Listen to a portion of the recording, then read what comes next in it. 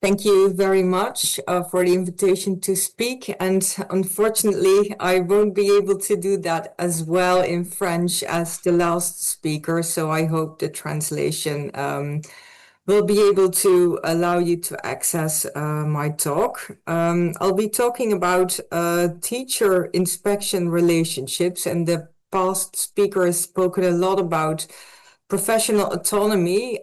So this is where inspection systems are quite relevant because they are often spoken about in terms of limiting the autonomy of teachers, even though they don't have that as a way of working with them. So my talk will be looking at the way in which they support and shape the work of teachers. Next slide, please.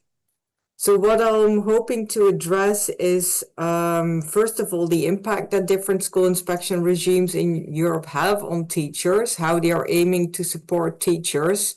And to build a narrative, I'll be starting by defining what we mean by school inspections, different models of school inspection, how they engage with teachers, and how they are also trying to improve teachers' professional practice and their development. Next slide, please.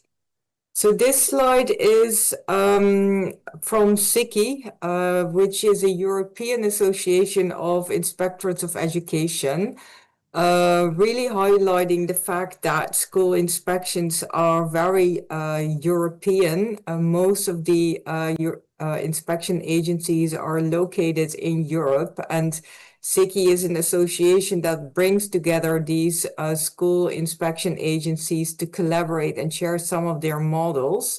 So if you're interested in kind of understanding the specific models and approaches they are using, their website offers quite a good bank of models and overview of systems across Europe. Next slide, please. So what's really interesting is that even though we find most of these inspection systems in Europe and the terminology of school inspections being used particularly in Europe, other countries have similar practices, other countries outside of Europe, but they often use other terminology to essentially point to the same type of practice. In the United States, for example, we often find the term quality review. We might also find terms of visitation or scrutiny. The term school accountability is often used to denote wider models of how schools are being evaluated, including through tests. But we also find the term supervision or monitoring outside of Europe. What we're talking about here are school inspections, and we've defined that as using a definition by Anton de Grauwe, who talks about school inspections as external evaluations of schools undertaken by officials outside of the school with a mandate from a national or local authority. And these models often include regular visits of schools, where inspectors collect information about the quality of the school, check compliance to legislation, or evaluate the quality of students' work, and they might use observations, interviews, and document analysis to do that. Next slide, please. So most of the countries look at quality of schools, not the quality of individual teachers. That's important to understand. So that means that the work of teachers is shaped indirectly through the inspection of the school they work in and how these inspections look at the quality of teaching. They are rarely evaluated individually. Next slide.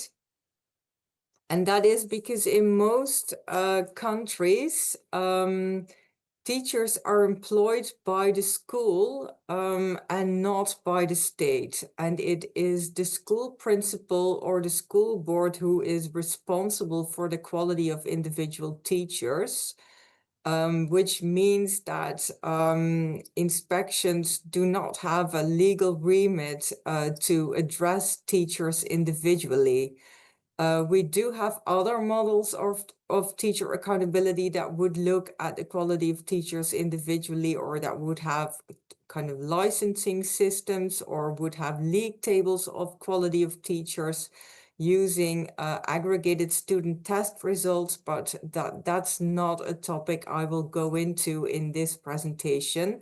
I will look at how inspections of the school as an organization and the quality of the school, how that type of inspection shapes the works of teachers more indirectly. Next slide. And before I talk about that, I want to quickly address the different types of models of school inspection that we find across Europe particularly, but also in other parts of the world. And we tend to distinguish them by who is responsible for the inspection, for the monitoring and improvement of schools. And in an inspection system, that is usually the state, and that can be either a local actor such as a municipality or a district or a province, or it can be an inspectorate that is working at the national level. Then the second type by which we can distinguish models of school inspection is by the type of quality concept they inspect. And we tend to distinguish models by whether they look at schools complying to regulation or legislation, or whether models are looking at the quality of teaching and the school organization, or whether they also take into account student outcomes such as measured on standardized tests. Then the third element by which we can distinguish different types of models are the consequences of failing an inspection. And models tend to have either sanctions in place, such as financial sanctions, or other types of punitive sanctions, such as naming and shaming of failing schools on the internet. Or consequences can include support for improvement, or can be additional monitoring of improvement plans after a failing inspection. Then finally, the last element by which we can distinguish models of school inspections are the purpose of inspections, whether this is controlling schools, and in this case, the type of quality concept inspected would be compliance and compliance to legislation. A purpose can also be transparency, providing insights to parents, for example, on the quality of a school. It can be improvement, aiming to ensure that schools improve the quality of teaching or school organization. And the final purpose is called liaison between schools and the government. And this is really about looking at whether schools are implementing policy, but also where inspectorates have a role in translating concerns or issues that schools are facing to national policymakers for further policy development. Next slide. When we look at these models, we tend to find or talk about two extremes of models of school inspection. And these are described by colleagues of mine, Martin Brown and Rossi Siminova, who talk about two models where the first one really relies on hard data, student achievement data, models that focus on monitoring and accountability and have sanctions for failing schools. And England is one of these models, very high stakes, performance-based. The second one is often more low stakes, using results from school self-evaluation and other data sources to understand school quality, where the emphasis is also on collaborative improvement. And Scotland tends to be one of the models that is kind of indicated as an example of this type of inspection. Next slide, please. Now, I started my presentation by talking about the fact that individual teachers are seldom inspected. That doesn't mean that they are not part of an inspection or are not affected by it, because all of these inspections and inspection models to some degree engage with teachers, either through the data collection during a school visit where teachers are being observed, or part of focus groups and interviews to talk about their teaching, and where that information feeds into an overall assessment of the teaching quality in the school.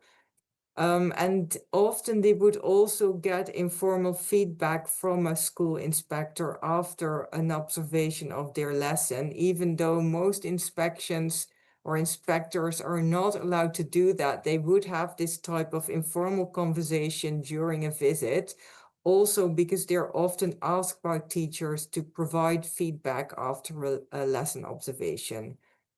We also see systems where teachers have a role as additional inspectors, and we find this in Scotland, England, and Wales, for example. And these would be teachers that often also have leadership roles in their school, and they're being invited and trained to serve on inspection teams of other schools, and would then assess the quality of teaching in other schools. And these systems have this practice because they feel that this adds relevant insights to an inspection, where they would better be able to engage with schools and provide feedback on how best to improve, and where their training is also expected to improve the practice within their own school. Then the third type of involvement of teachers is where school self-evaluation is an important part of the inspection practice, and where teachers would be expected to have a role in school self-evaluation. This was the practice in Iceland up until a while ago, and also in the Netherlands and in England, teachers have an important role in school self-evaluation, and the results of that self-evaluation would then be used during an inspection as a source of information to inform the assessment of the school. Then finally, there is also an expectation, often in inspection frameworks, that teachers engage with some type of peer review of professional development, where inspectors would assess the quality of that process and would assess whether schools have systems in place to ensure that teachers develop their own practice and develop their own professional learning quality assurance within the school. Next slide. So what do we know about how school inspections through these various models then affect teachers and shape their work? This is coming from a literature review that I published about a year ago, where we see that outcomes from school inspections at the teacher level can typically be categorized according to these three types of responses. The first one are what we called emotional and psychological reactions. And a lot of studies talk about the stress, anxiety of teachers who are inspected, who are being observed by teachers, but also talk about their motivation to improve their practice in response to inspection. And that really also depends on how inspectors engage with teachers during inspections and how some of the stress from an inspection is conveyed to them by their school principal. The second type of response is in the category of instructional practice and curriculum effects, and these can be both positive and negative. Positive outcomes would be where teachers are enabled to improve their practice through the feedback that the inspection provides to the school, to where areas are indicated on in terms of how they can better cover the curriculum, for example, or how they can improve their instructional strategies with different groups of students. But we also often see many unintended consequences from inspections, particularly where inspections are considered to be high stakes. This is often talked about as narrowing of curriculum to the subjects that are being inspected, or to provide a certain lesson that is considered to be high quality by the inspectorate. I've worked in England for a couple of years, I was also always surprised by teachers who talk about an Ofsted approved lesson.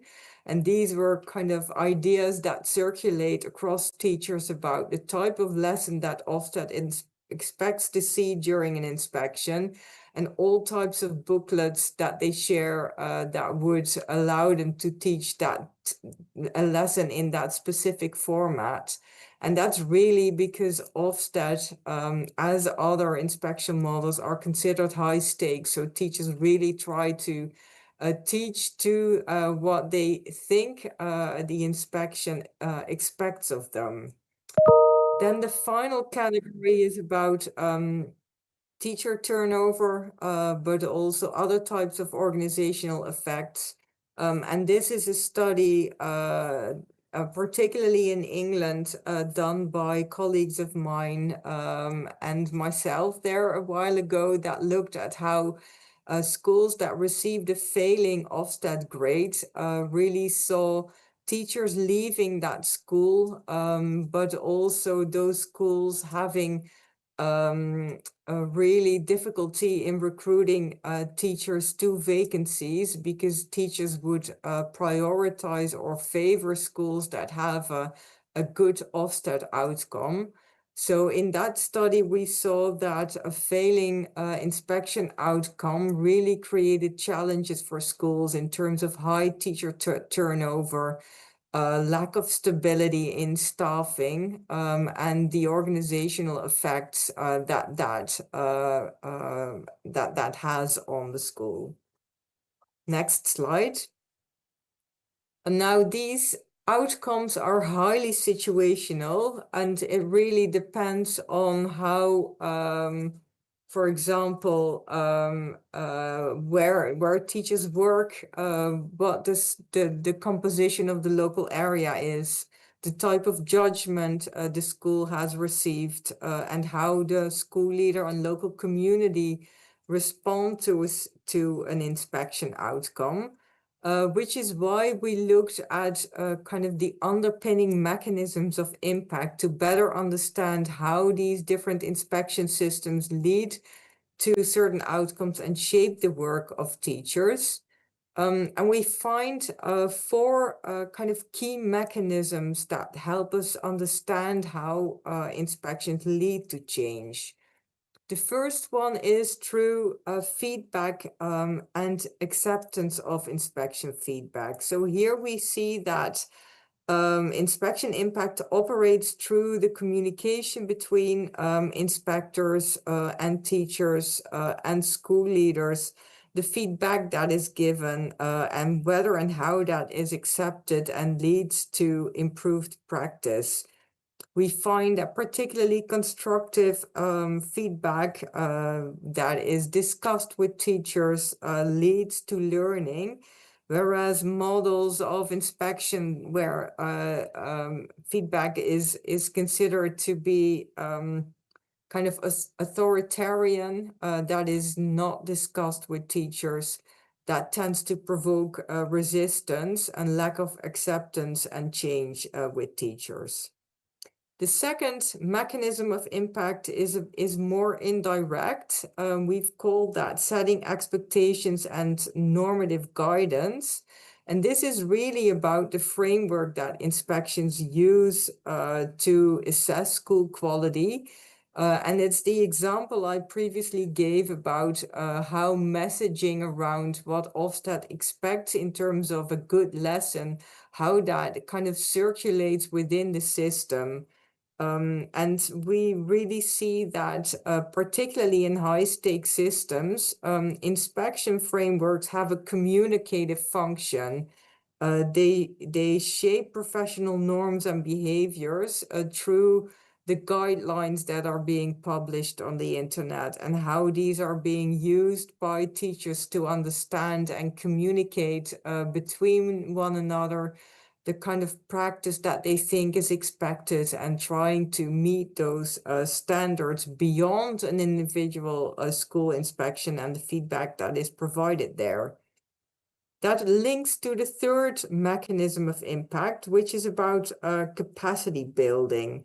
These wider processes can build capacity for change also through kind of promoting school self-evaluation. That's often part of a school inspection model, by stimulating professional learning, reflection, and cooperation.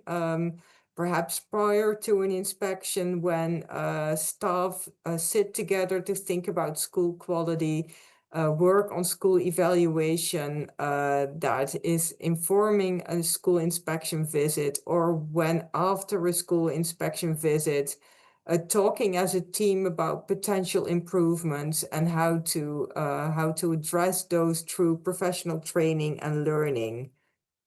Then the final mechanism of impact is about pressure and control. And these can also produce unintended consequences, such as the stress, the turnover, and performativity that I talked about previously. And where there is really high pressure to respond to an inspection in a very narrow manner, that can also undermine sustainable school improvement, as we've seen in many studies, particularly from the English system.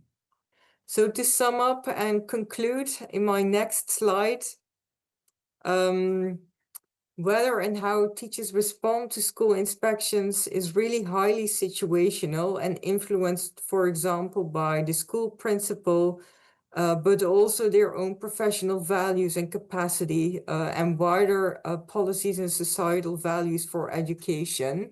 We often talk about teacher agency in this regard and how they, as an individual, but also collectively within the school, are not just subjects of an inspection, but can also really shape their and their school's responses to inspection through their engagement with an inspector, through their engagement with standards, and thinking about the ways in which these can be applied to their own context.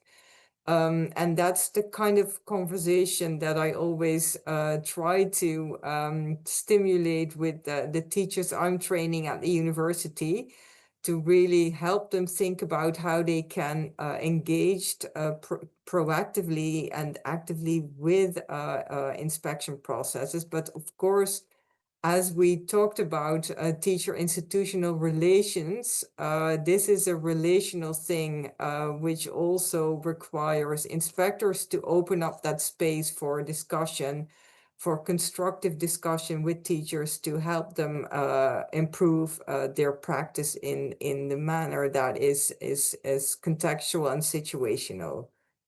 Thank you for the time to talk about this.